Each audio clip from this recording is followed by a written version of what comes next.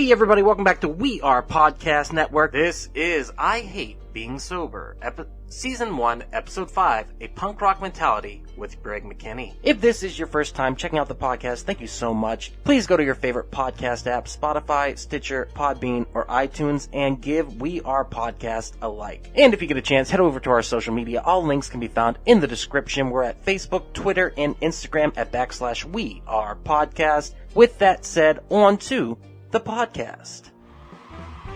Good evening, everyone, and welcome to I Hate Being Sober. And now our host, Doug.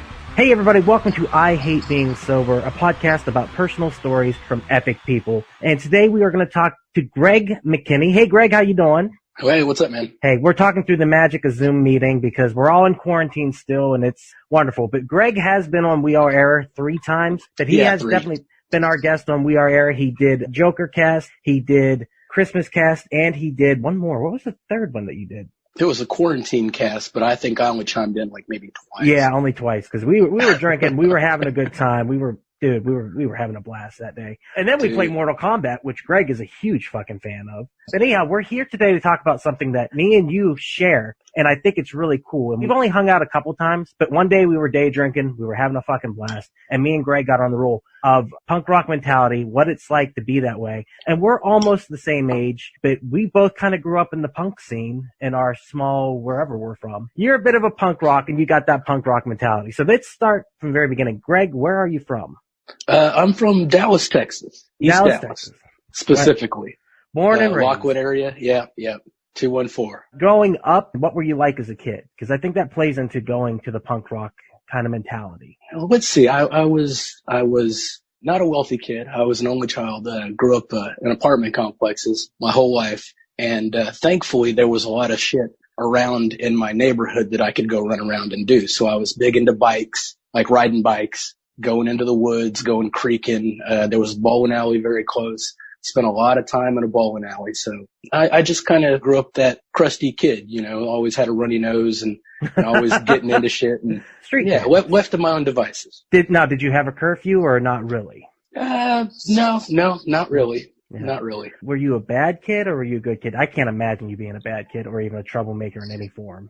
Yeah, I wouldn't say that I was a troublemaker, but I would get into things, I was curious. I would run around. I would stay out too long, probably found out about things earlier than I should have.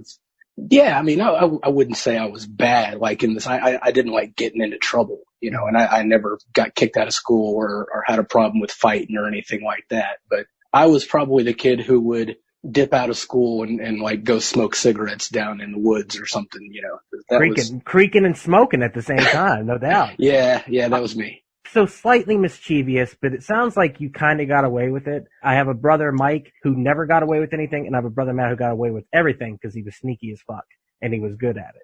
And so... Yeah, that's me. I was the sneak. It sounds like you were sneaking and having a good time. Nothing wrong with that at all either. For me, I wasn't that way. I was the complete opposite. I was a homebody kid. I grew up kind of crippled. I never really left my house, didn't play sports. I did go out in the woods and stuff, but I wasn't super adventurous. In my early teens, I became very, very depressed. And when I talk about very depressed, that means lay on my bed and stare at the wall for hours. I would go to school and lock myself in rooms by myself, closets, just because I didn't want to be there. I couldn't go home, and I was depressed, and I didn't know what it was. I suffered from very severe bipolar disorder. Now I know that.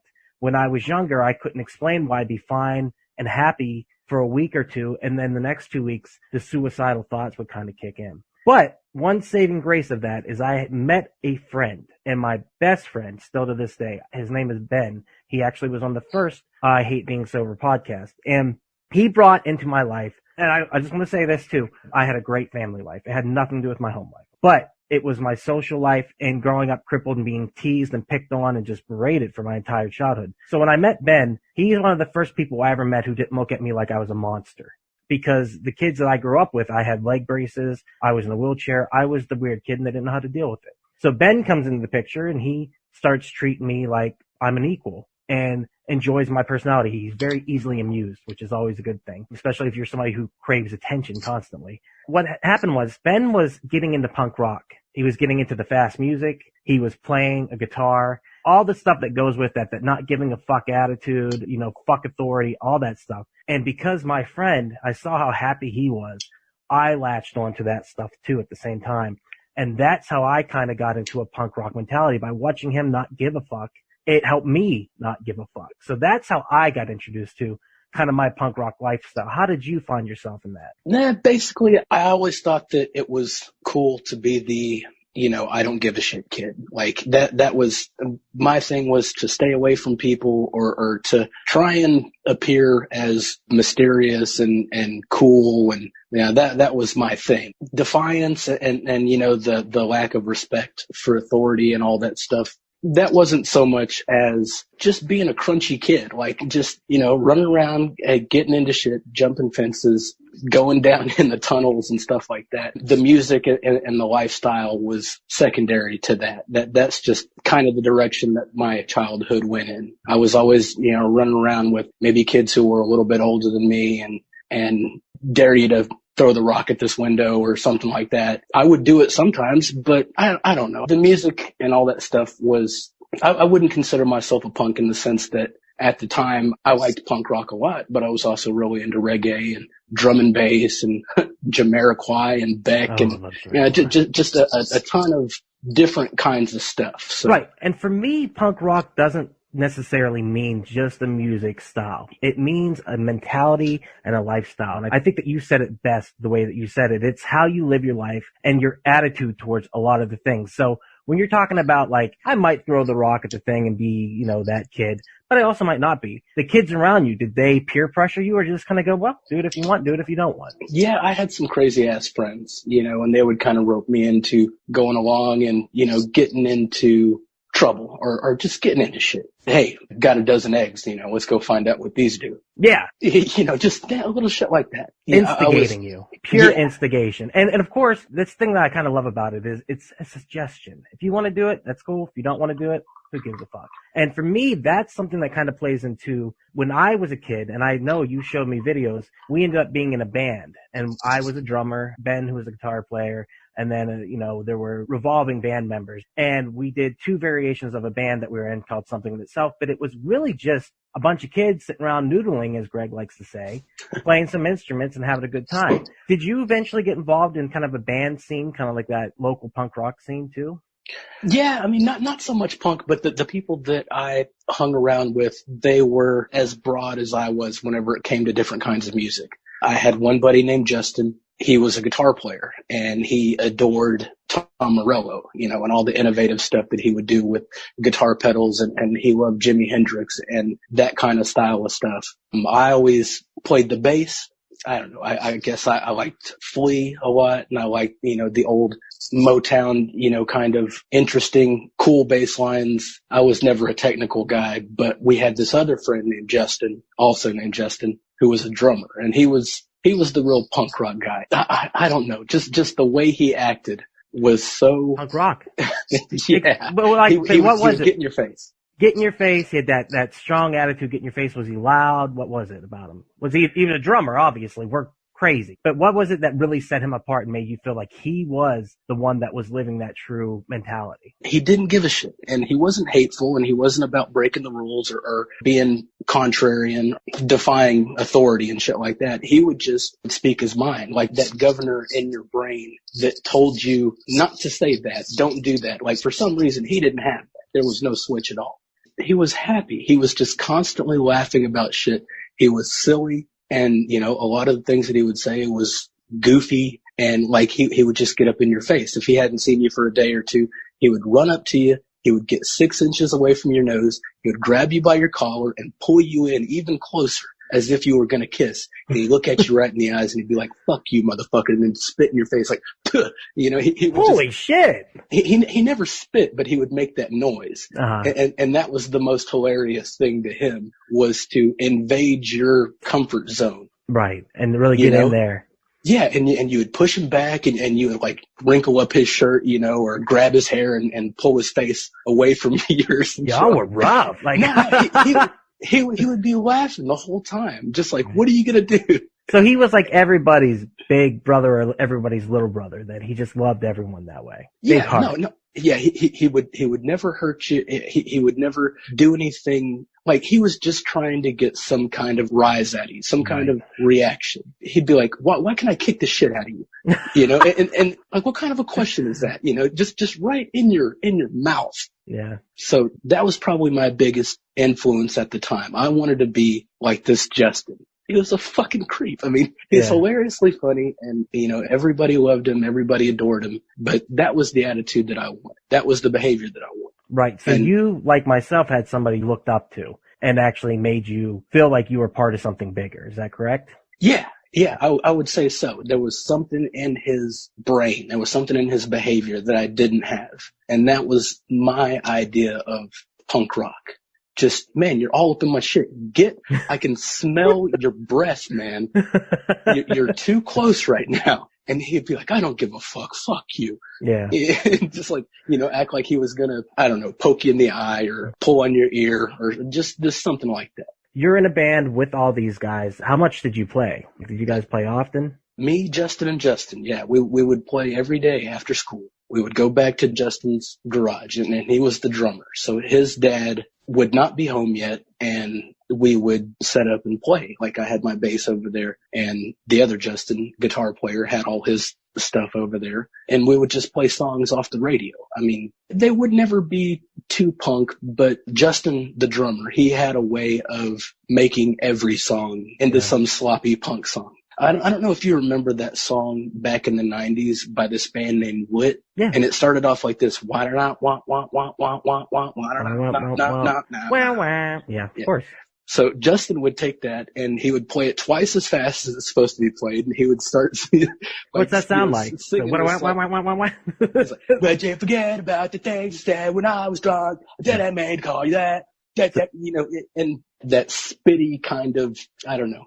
I understand what you're saying. Like a rancid, that like dirty gutter punk sound. You know, it's so much fun to do because you don't have to be good at what you're doing, but it still sounds good. It also expresses that I don't give a fuck. Like, we're just doing this. We're just having fun. How did you guys like kind of meet up to create the band? What was the catalyst of that? We were all just in high school. I guess we had a class together, or, you know, I don't remember who met who first, but I had been friends with guitar player Justin since 4th grade. And then there's another friend of ours named Joey. Yeah, basically we all found ourselves outside of school at the same time. I don't know if it was can I catch a ride home, or maybe can I bum a smoke or something like that. We all became pretty fast friends. And you know this from being in a band with somebody, it's more than friends. It becomes family. It becomes like, there's weird dynamics. Like, and I say that you love each other and sometimes you hate each other.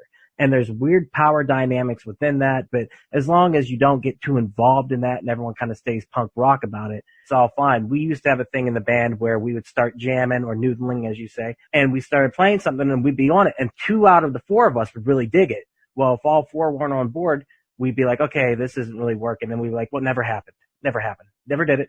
And that was our way of saying, we agree that we are a single unit. We're going to move on and try something new. So if you're all on the same page, that's what the band created. But if not, then we're just going to go. And there's also band dialogue. Like, me and my friend Ben would have moments where I'm like, play that thing where you went diddly do diddly. And he'd be like, I don't know what the fuck that means, but okay. And they go diddly do diddly. And I'd be like, that's what I wanted you to play, motherfucker. Did you have that experience within the band? I don't know that any of us ever wrote our own music. We would just play Rage Against the Machine or Santana, you know, or like a Space Hog song or something that we heard on the radio, which was so weird because I was that kind of a snobby kid who despised everything that was popular at the time, and I would shit on it. Like, I don't want to play this. I don't like hearing this song. I don't want to do this. But I still obviously liked it enough to be there and plug in and continue to do it.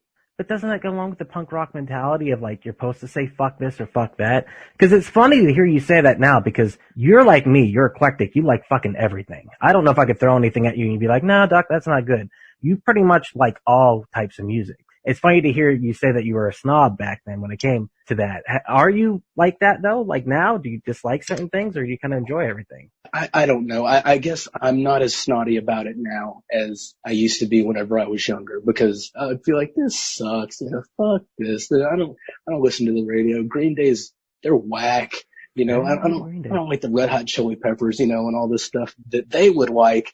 But I guess I've just loosened up on my. Do you think that was a power play mechanic though too? Because maybe there are certain songs you didn't want to play, they would have wanted to play, and you'd be like, no, we're not going to do that. Or was it the inverse where they got you to play it and you enjoyed it afterwards? We had a handful of songs that we could play, you know, really, really well. Like what? Like Europa from Santana, or Killing in the Name from Rage, or Space Hog, In the Meantime, or just something like that. You know, looking back on it, none of them really were punk influenced songs. But the drummer, Justin, he had a band of, I guess, older kids, and they were really punk. Like they were serious about it. They wrote their own songs, and they would take whatever the popular song was at the time and just punk it out, like make it a punk song. I heard them do Guns N' Roses' Sweet Child of Mine. And it was like super, super fast. I wouldn't say I was friends with any of those other guys, but I was kind of in that circle because I was friends with Justin. And the same thing went for Justin, guitar player, and my other buddy Joey, and a handful of other people that we went to school with. He was kind of our bridge into that dirty world, I guess. Ooh, I love it. I love it because I understand exactly what you're saying, because DFW much bigger than where I'm from, but we had bands that we liked to play with at the same time, big one being Neocracy, and we all kind of ran in the same circle as bands, so we always kind of knew each other, and some people knew each other better than others did, but because there were only so many bands, we ran in circles together, and we would play shows together. Like, they get a hold of us and be like, oh, we have a show on this day. Do you guys want to open, or you guys want to play after us, and things like that. So you get your fan families, plus you bring in their fans, and then it just builds and builds and builds. Did you have kind of the same experience like that? Yeah, well, we had kind of, we had a group with alternating people that we didn't know that would come in, and then, you know, we would dip out. We're kind of like mixing it up with a bunch of different groups of people at the school. This all revolved around high school. Just to be clear, I never played a live show in my life. You know, we stayed in the garage. We were just three similar acting kids. Our whole thing was slapping each other, you know, joking around. There's a lot of comedy. There's a lot of goofballism. But with that said, you went to shows, didn't you? Absolutely. Sure. There's a ton of shows. And you went to house shows, stuff like that too, right? I would go to any show for any reason, pretty much, for as far back as I can remember, from the mid-90s. I would go see a free show. I would go to a punk show. I would go to a warehouse rave later on, and, you know, just listen to as much stuff as I could. I was always into something. Big on, like, Primus, big on Reverend Horton Heat. At the time, I loved the Pixies. I loved just music that wasn't getting enough attention, is how I felt about it.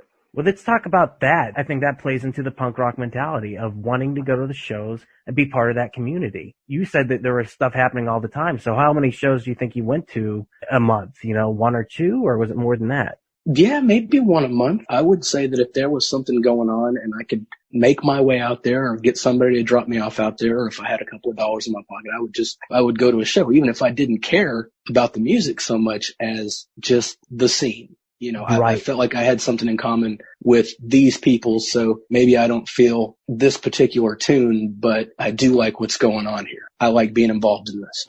Hey everyone, it's just Duck jumping in here real quick to say thank you so much for checking out the podcast today. If you're enjoying it, please head over to your favorite podcast app, Spotify, Stitcher, Podbean, iTunes, and give We Are Podcast a like. And if you get a chance, head over to our social media. All links can be found in the description. You can find us on Facebook, Instagram, and Twitter at /We Are Podcast. And if you're enjoying the podcast today, please share with your friends. It's the only way we can grow this network. With that said, back to the podcast.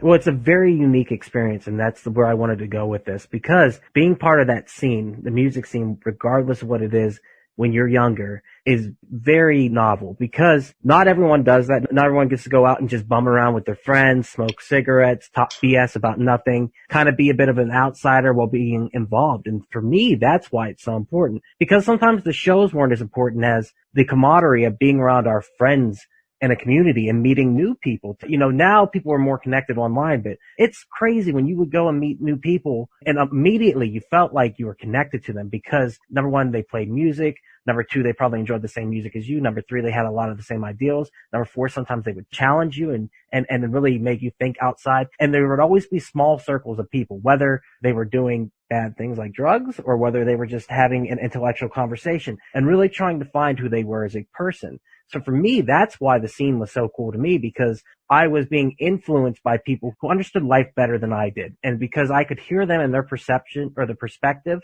and bring that back into my life and actually sit there and think about it and internalize it and go, do I feel the same way? How do I feel about that? I never thought about that before. It opened up so many of my thought processes and really opened me up to people. Plus, I like being around people. You've been around me before. You know I like to have fun and make people laugh. So that's also an audience for that. For you, what did you experience when you went to these events, and how did you interact with people? I always kind of felt like a little bit of a runt, like around my friends. You know, I didn't know as much about, you know, music as Justin. I didn't know as much about sports or whatever as somebody else. So I would always kind of gravitate towards the older people or somebody who I considered my betters in some way. I guess I wanted to move forward somehow, go in a positive direction some way, to at least be around people who I could learn something from. I didn't know what they knew, so maybe they could, you know, help me figure that out. We used to play a game called the belt game, and I don't know if other people did this too. So you were talking about like just misbehaving and being a bad kid, but basically we all had studded belts because it was like early 2000s when we were doing this shit.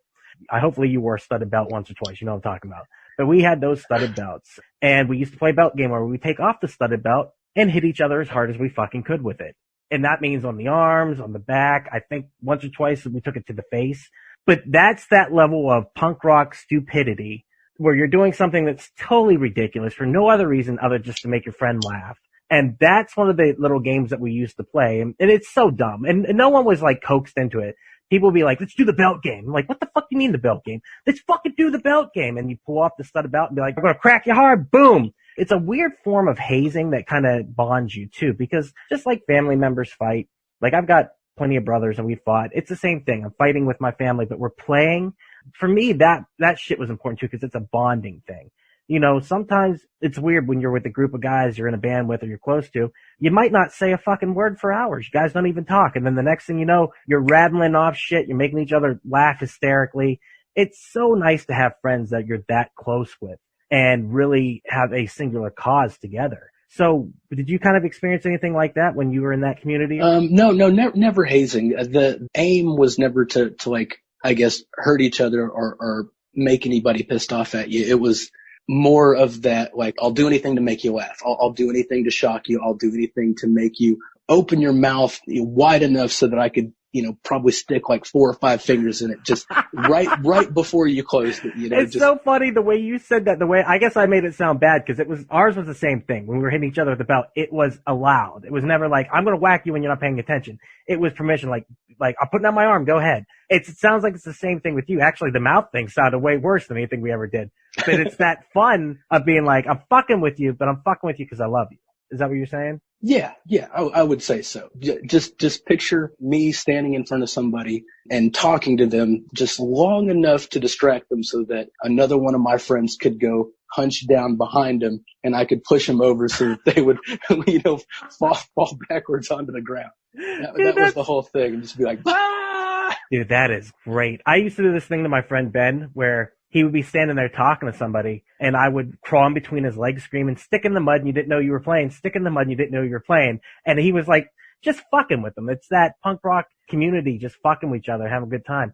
There's a video online from a show we did. We were playing with this band of these kids. I can't remember the name, but they were recording, and it was hysterical to watch back and to see, because in the video, I'm wearing a Captain America outfit, and I'm on top of a white van, and I'm waving at the fucking traffic coming by, and I'm up on there, and I'm doing the worm, and I'm dancing, and I'm having a blast, and you can just really see what it's like to be in that community. And one of the funniest things is at the beginning of that video, there was an ice cream truck outside, and you just see, there's the ice cream truck, what's going on? And then it pops over to this kid, and he goes, fuck the ice cream man, yo. And to me, that represents punk rock mentality of like, we're happy ice cream's here, but fuck the ice cream man, yo. Do you have any stories like that from that time that are really like stand out to you in your mind? Maybe just one with my old buddy Justin, the drummer.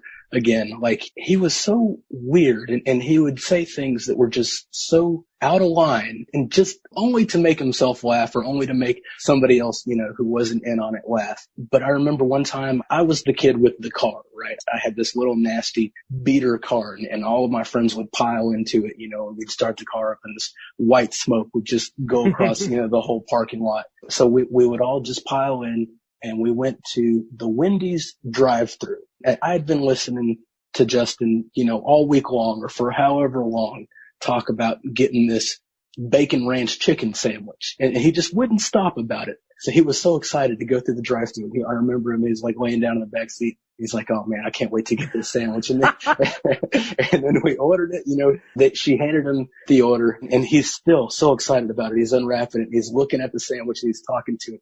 He's like, I'm going to eat this fucking chicken sandwich. I'm going to enjoy this so much. This bacon is like, shut up and eat the thing already, man. Just knock it off. You have it. You already have it. Just enjoy it. Shut the fuck up about the sandwich. But he would always do that. He would act that way for no reason. Because he was having fun and he didn't give a fuck. But you did say for him there was a little bit, and we're going to talk about Justin a little bit here, and we're going to kind of head that way, because he represented so much of what this punk rock mentality meant to you. And I know when you talk about him, I can see the love for your friend, and I can tell that you did love him. So Justin was a troubled kid?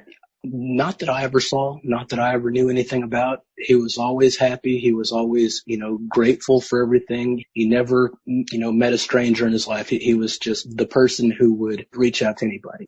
Everybody was a friend. So no enemies, just wanted to brighten people. And you talked about that earlier. It sounds like the way he said hi to people was so intense, but he wanted you to know that he loved the fact that you were there and was happy to see you in his very over the top kind of way. That was his way of saying, you matter. You are important right now, and I'm going to fuck with you because you're so important to me. Does that sound right? Yeah, pretty much. Like, he was just so shocking. He would do things not to upset you, but just to disturb you, like your mindset. I remember my buddy Joey telling me one time that, like, he would scratch his balls whenever he thought nobody was looking. Then he'd go around and he'd, like, put his hands on people and then, like, touch somebody's cheek or touch somebody's shirt or something. God. And I saw him, it's like one time, you nasty motherfucker. I saw what you did. You're disgusted. And he would just laugh. Yeah. He would just laugh about it. That's intense. It's like, why would you do that, you nasty ass? And what was his reason? He'd just laugh, hysterically laugh. Yeah.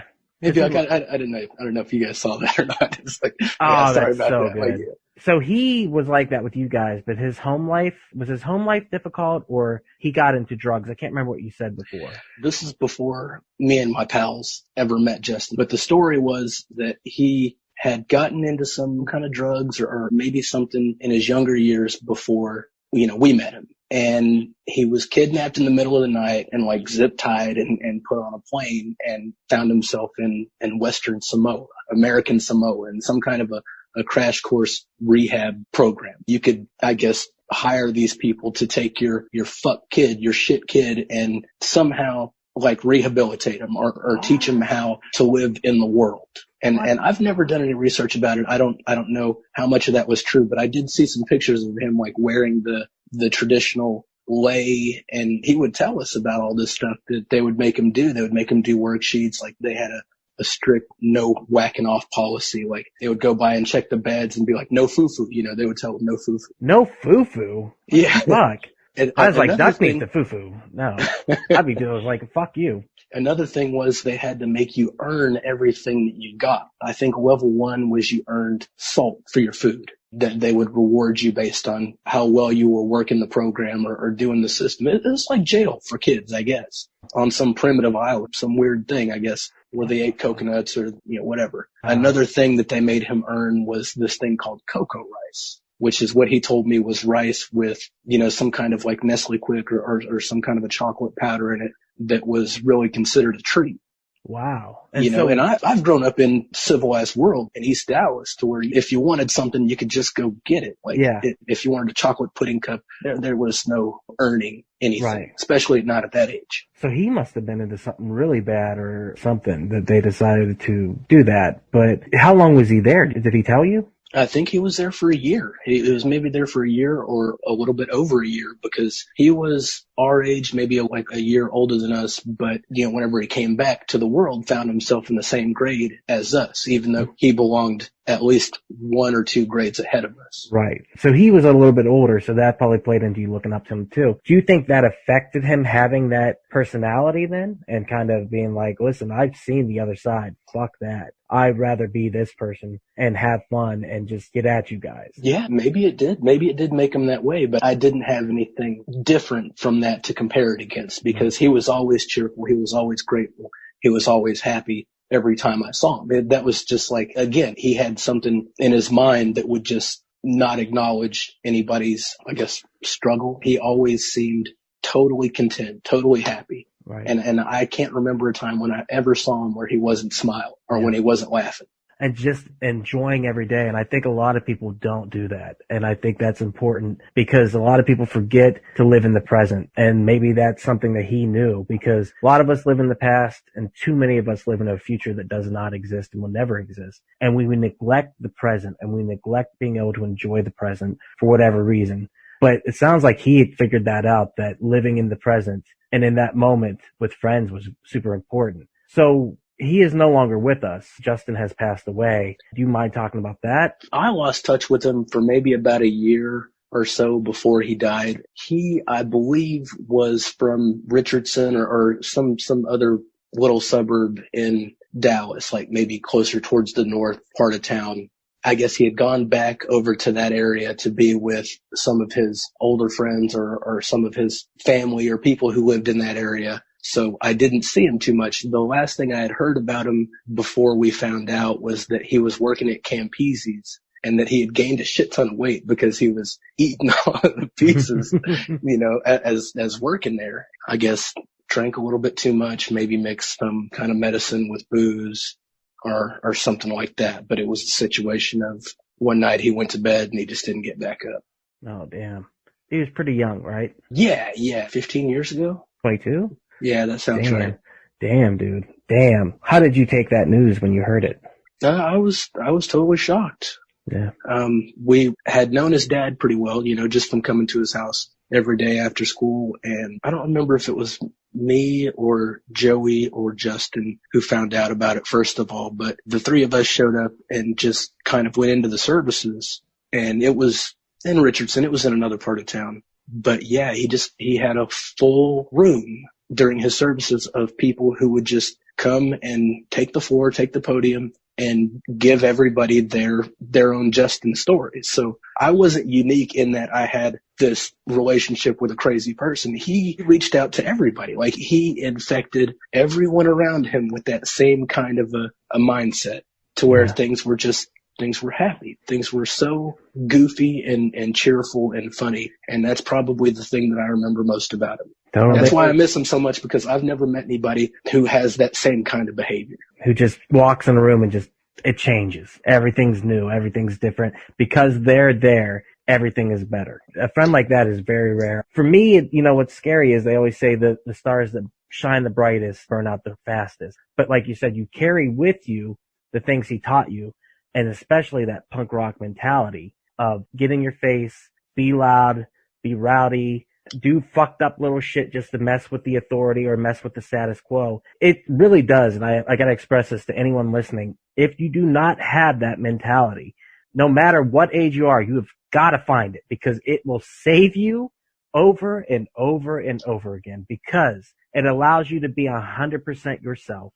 And if you are content and happy with yourself, you will be happy in life. And I know that for a fact, because I experience that, because I have a punk rock mentality. I love me. And I have a blast every day. I struggle. Everyone struggles. But I want to be more like Justin. And on top of that, I want to bring people in and make them feel like they matter too. And that's, I think, what's so important about having that. What do you think, Greg? Yeah, absolutely. And I miss him so much. And if I ever catch myself getting too serious about things, or just too in my own head, or too in the minutia of something, I can recognize that that's not what I need to do. I should step back and kind of have a little perspective. What would some of my goofball buddies do? How would they handle this? Why is this so serious to me? Why is this so important to me? And, maybe that'll be enough to change my behavior. Absolutely. He was the kind of person who would just walk up to the hottest girl he could find and just start spitting game at it. Even though, the girl would look at him and roll her eyes, and be like, you ain't shit, or be like, no, whatever, just brush him off. He'd be like, oh, what the fuck? He was hilarious. He would ignore any kind of rejection. Right. He would ignore any kind of just aggression towards him. The only thing that I can remember is just him hysterically laughing at somebody who everybody else was too chicken shit to even approach. He didn't have that thing that would stop him, that would hold him back. Did he ever seal the deal with a smoking hottie? Absolutely. But yeah, to him, it was, I guess, there wasn't any fear there. There wasn't anything to stop him from acting how he was going to act. I think that a lot of people recognize that, and a lot of people love that about him. Oh, people respond to that pure confidence and just knowing when like, you're like, I'm awesome. And I'm telling you right now, you got to have that confidence in yourself. You just got to feel that way all the time, because everyone has insecurities regardless of who they are. Nobody is perfect on this planet. There are people that you think might have the perfect body or the perfect job, perfect money, perfect family. They have insecurities within that. No one is perfect. And also, I think what's very important is don't judge a book by its cover, because people are so much more complicated than you would ever think. I've met people who I never thought there was anything going on below the base, and I get a conversation with them. Shocking what is going on underneath that top level. Like, people are layered and they are complicated. But at the same time, doesn't mean you can't bring joy to people every day. Man, I love that. I love the fact that he brought that joy and he brought that energy to everything that he entered, and brought that punk rock mentality of not giving a fuck. Like, man, I wish I could walk up to the hottest girl. Never mind, I do that. Anything else? No, it's just that would be how I would summarize the punk rock mentality. Just somebody who, even if they were about to get shut down, even if they were about to get just cold-bloodedly rejected, he had no embarrassment about it. He had no shame about it. And he would just turn around and he'd walk up to the second hottest girl, and fucking swing again. That was the coolest thing. Just the fact that he could ignore any kind of fear. Real quick, I want to ask, do you miss playing the music? I still play the music sometimes. Yeah, I miss being a dirty kid, with my Jinkos or whatever, playing music. And I guess that wasn't very punk rock. I guess that was more of a skater type of thing. But it wasn't so much about the look or about the music. It was about the idea, the mindset, the filth of it. Absolutely. And I grew up I would say my teen years are very, very gutter punk, but I'll save that for another podcast. But yeah, man, I've totally, to this day, I carry my punk rock mentality. That's all this podcast channel is punk rock, because these aren't perfect podcasts, but they are podcasts that we put out consistently, and we are doing our best to express ourselves. And that's what, to me, is a big part of it, is expressing yourself in any way that you can. And it's never going to be perfect, but if you don't do it, you're going to die trying, because that's what's so important, because you need to be heard. And sometimes you got to get in people's faces like Justin and shout at them and yell at them and let them know, hey, I'm here, and I want you to be here with me. Let's have a good time. Let's have fun. And so I hope people feel that when they listen to this, and I hope they take that away from this, is go out today and love on your friends, love on your family, be loud, be brash, be bold. And if you mess up, and the hot chick says no, you move on to the next hot chick. And then after that, you move on to the next hot chick. Just keep getting up and keep plowing away, because at the end of the day, we are only promised today. Live in the present and have as much fun as you want, and listen to loud, fast fucking music, and get out there and have fun, dude. Anything else? I hope I did my buddy Justin a little justice, because if you don't know this guy, I mean, you probably have a Justin somewhere in your realm. And that was my guy. He would come up, he would grab you by your collar, he would twist it up, he would wrinkle it up and rough it up. And then he would be like, he would fix it for you, and just kind of pat you on the shoulder and set it back down. It's like, all right, you're all right. I don't know if I had a guy like that, but I love it. I would have loved to have met him, because I'll tell you what, that just sounds like fun to me. That was his thing. Not a pest to like annoy you or make you hate him. That was just his way. That was his contact. Just fucking with you, man. I love it. But Greg, thank you so much for talking to me about this. I knew you would understand the same as I understand that mentality. So I was super excited to sit down and have this conversation with you today. Thank you so much, Greg. Thank you. This has been Duck. I've been here with Greg. Oh, Greg, are you sober? Yeah, I am. I am right now. Currently, yes. Currently, yes. But are you going to be sober later tonight? I imagine I will. Yeah, I think so. Good. Stay sober then. Thanks for having me, man. And there it is. Thank you so much for checking out the podcast today. If you have enjoyed it, please do not forget, share with your friends. That is how we grow the network. And if this is your first time listening, head over to your favorite podcast app, Spotify, Stitcher, Podbean, iTunes, and give We Are Podcast a like. And if you've enjoyed this podcast, you're going to love the other podcast here on the We Are Podcast Network. We have We Are Error, where we talk about movies, entertainment, whatever the fuck we want to talk about. That's me, that's Jake, that's Javi. We're breaking down pop culture, and we're having a blast. Don't forget Heroes Gyros, a Dungeons and Distraction side quest. Me and the boys were sitting down, we're playing some D&D, we're having so much fun. You can go and start that from the beginning of the journey, Season 1, Episode 1. You're going to love it all the way through. And finally, We Are Bagu, a video game podcast featuring me and Dr. Ethan Eastwood. That's where we talk Atari to Steam and everything in between. Head on over to our social media. All links can be found in the description. You can find us at Facebook, Instagram, and Twitter at /We Are Podcast. Also, head over to the Facebook group, We Are Error. We would love to see you in that group. And don't forget, if you've enjoyed the podcast today, share it with your friends. That's the only way we can grow this network. We really do appreciate it. We'll see you next time.